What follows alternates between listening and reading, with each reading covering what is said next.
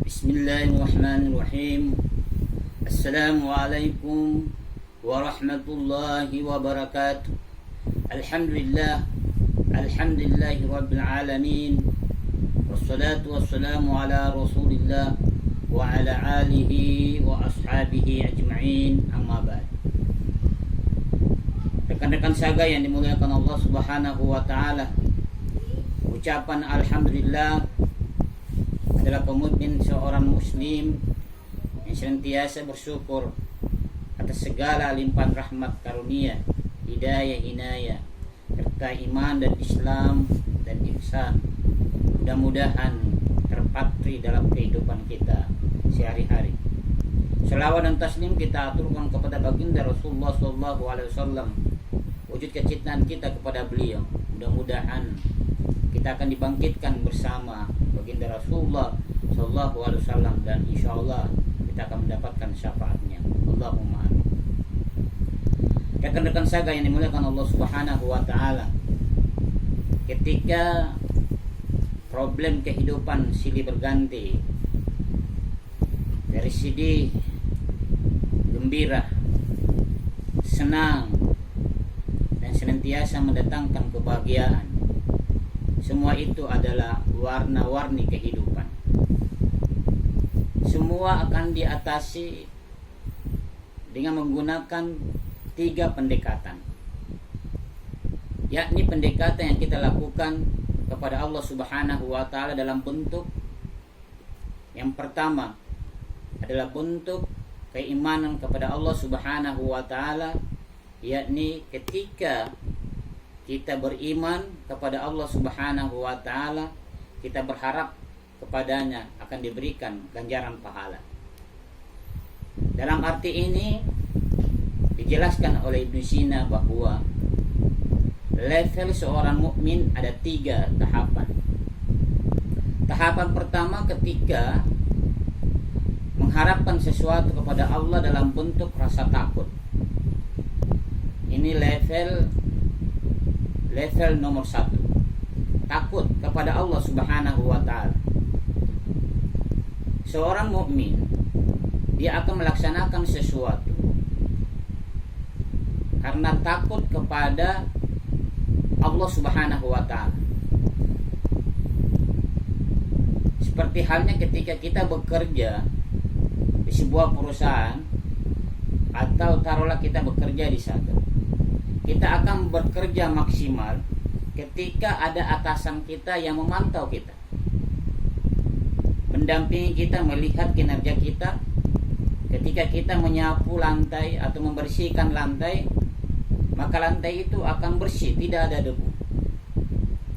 Tapi ketika atasan kita tidak ada, maka bisa jadi kotoran itu kita sembunyikan, atau bisa jadi kotoran itu kita biarkan saja. Kenapa? Karena atasan kita tidak ada di samping kita.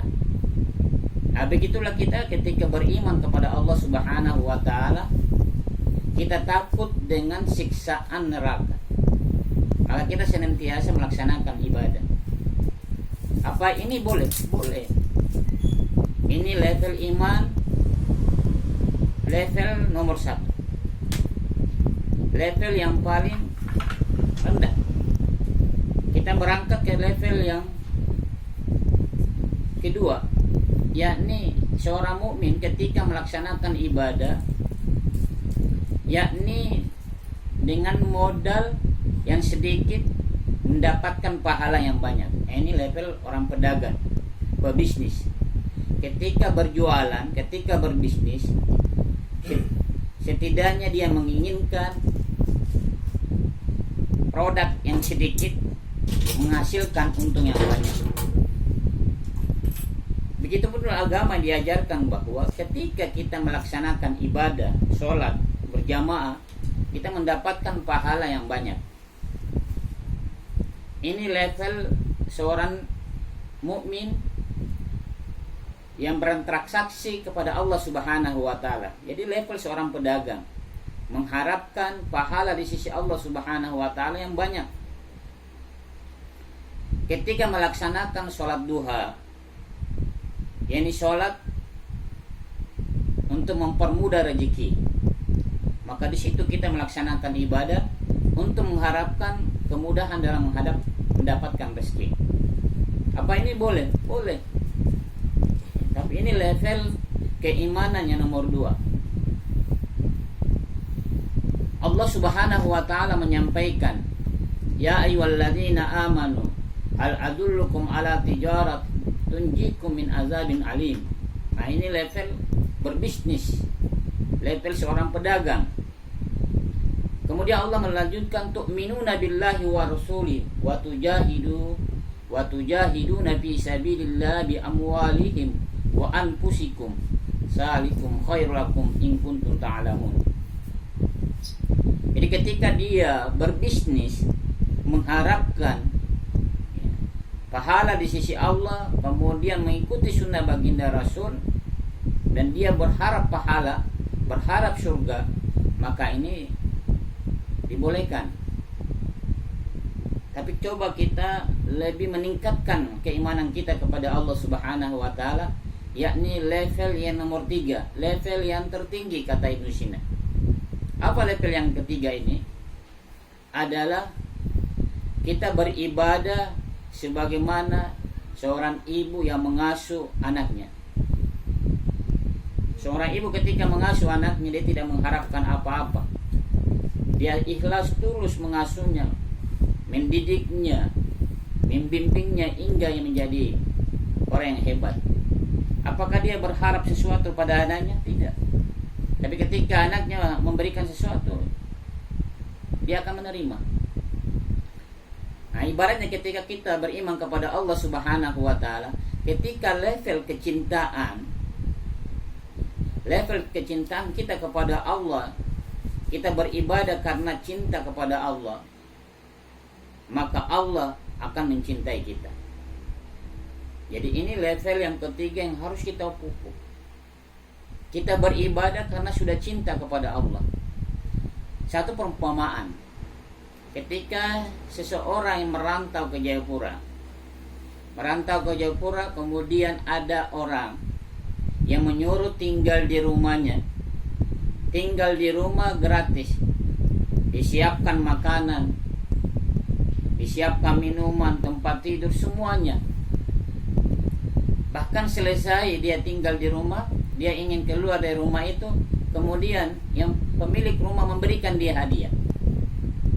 Kira-kira pemilik rumah seperti ini, pasti orang yang tinggal di situ, di rumah tadi, dia akan menyanjungnya, dia akan mentaatinya apapun yang diperintahkan. Nah, inilah ibarat ketika kita kepada Allah Subhanahu wa taala, level kecintaan kita kepada Allah. Karena kenapa? Allah itu maha baik. Maha baik. Doa yang kita belum minta, permintaan yang kita belum panjatkan kepada Allah, Allah sudah berikan. Salah satu contoh kecil, yakni napas, udara yang kita tidak pernah minta, bahkan tidak pernah kita memperhitungkan hal itu. Kita menganggap sepele, menganggap remeh. Tapi Allah begitu menjaga napas kita sehingga pada hari ini kita bisa masih hidup, kita masih bisa beribadah, bekerja dan sebagainya. Allah maha baik. Seorang hamba yang bergulungan dosa, yang setiap hari perlakuannya buruk, ketika dia memohon kepada Allah pertobatan, Allah ampuni. Allah maha baik. Kebaikan Allah di level kecintaan, ketika dia menyuruh kita untuk beribadah kepadanya, maka kita mengikuti perintahnya. Nah, ini rekan-rekan sangga yang dimuliakan Allah Subhanahu wa taala. Kita kembali muhasabah diri, menghisap diri kita sendiri, sejauh mana kita ketaatan kita kepada Allah Subhanahu wa taala. Allah sangat baik kepada kita. Allah menyiapkan surga yang begitu bertingkat-tingkat. Allah menyiapkan pahala yang begitu banyak. Bahkan Allah juga membocorkan pertanyaan ketika kita di liang lahat. Ini apa? Allah memberikan kemudahan untuk masuk surga. Allah begitu sayang kepada kita. Tapi jangan kita menyia-nyiakan kasih sayangnya Allah kepada kita. Begitu nikmat yang telah diberikan kepada kita, maka kita senantiasa bersyukur, kemudian tingkatkan ibadah. Nah, inilah yang dijelaskan oleh Ibnu Sina, bahwa setidaknya kita mengasah diri dari level keimanan yang pertama, yang kedua, sampai yang ketiga, agar kita senantiasa menjadi hamba-hamba yang dicintai oleh Allah Subhanahu wa taala. Rekan-rekan saga yang dimuliakan Allah Subhanahu wa taala.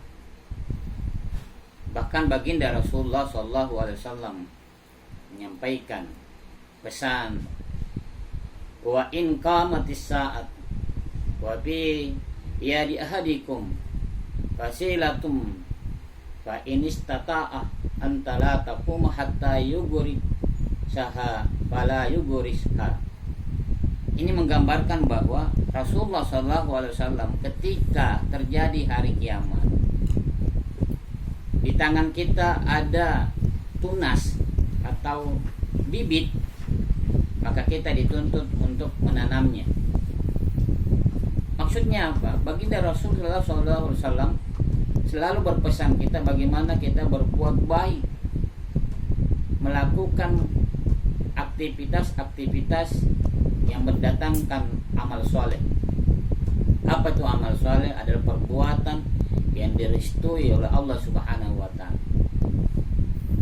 Jadi rekan-rekan saga yang memuliakan Allah Subhanahu wa taala, sangatlah rugi kita dan sangat akan menyesal di hari kemudian, karena Allah begitu maha baik kepada kita, menyiapkan semua fasilitas, dari tidak ada menjadi ada, dari bodoh menjadi pintar, dari tidak tahu hingga mengetahui, karena keterlibatan Allah Subhanahu wa taala.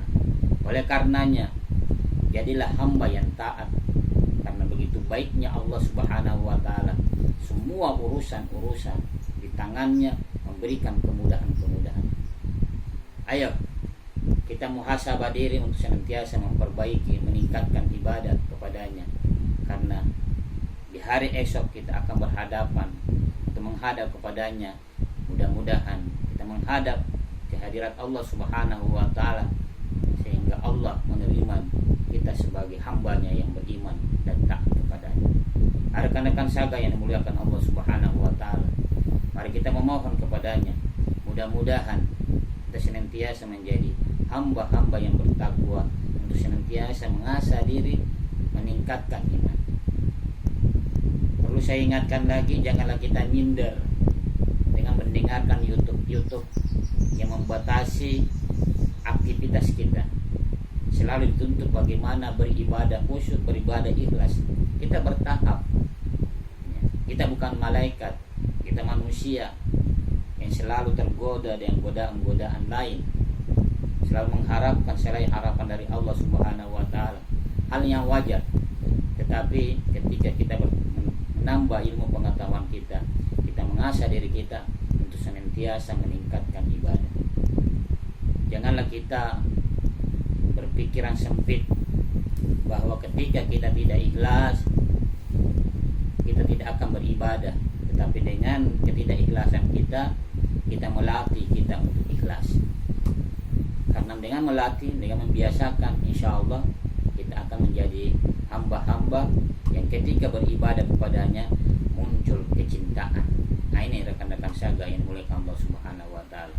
Mudah-mudahan di bulan ini, di tahun baru ini, kita masih berada di bulan Januari, kita senantiasa menambah, mendekatkan diri kepadanya, karena kehidupan kita di dunia ini hanyalah kehidupan yang sementara. Bismillahirrahmanirrahim. Alhamdulillahirabbil alamin. Allahumma shalli wa sallim ala sayyidina Muhammad wa ala alihi wa ashabihi ajmain. Allahumma taqabbal a'malana kulla khair. Rabbana dhalamna anfusana wa illam taghfir lana وترحمنا لنكونن من الخاسرين. ربنا آتنا في الدنيا حسنة وفي الآخرة حسنة وقنا عذاب النار. وصلى الله على نبينا محمد وعلى آله وأصحابه أجمعين والحمد لله رب العالمين. السلام عليكم warahmatullahi wabarakatuh.